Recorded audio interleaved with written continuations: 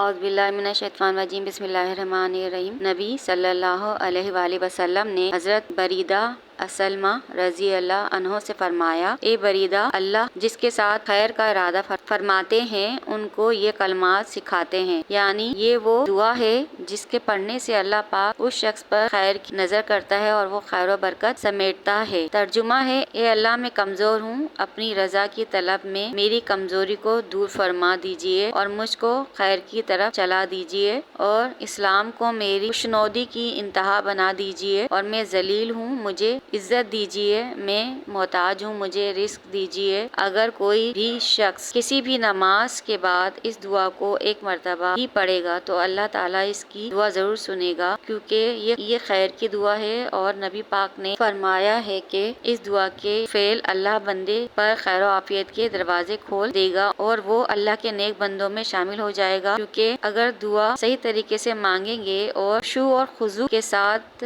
مانگیں گے تو اللہ اپنا کرم ضرور فرماتا ہے۔ مجھے بھی اپنی دعاؤں میں یاد رکھیں۔